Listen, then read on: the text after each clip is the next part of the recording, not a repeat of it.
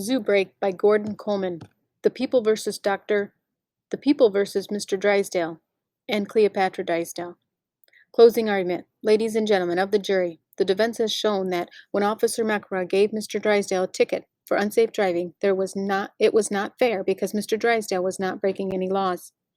Luther Drysdale was hanging his head out the window, which every dog does. 3. Everyone in Cedarville knows that Cleopatra always rides on the back of Luther's neck, whether driving in a car or not.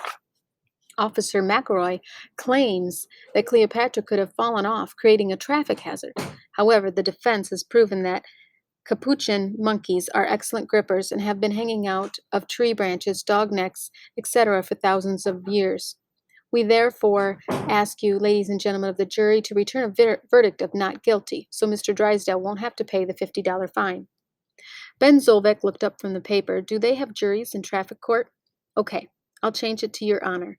Griffin Bing was impatient. What about the reasoning? Perfect, right?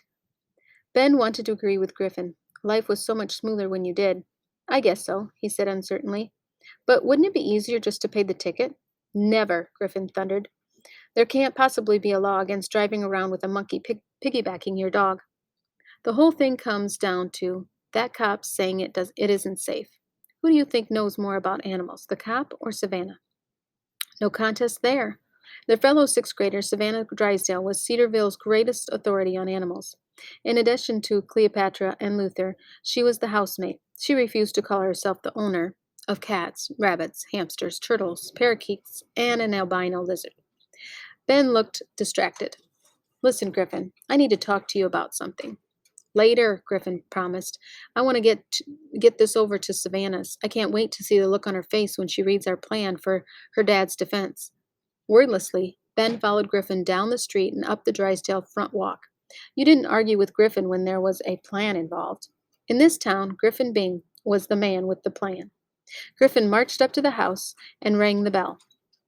Almost instantly, the door was flung open and Savannah burst out into the porch, eyes wild. You've got to help me, she cried. Griffin thrust the paper into the hand. Don't worry, we have a plan. Savannah stared at the closing argument like it was written in Martinian. What's this supposed to be? Your father's defense for the traffic ticket? Are you nuts? Savannah wailed. Nobody cares about the ticket. Cleopatra is gone.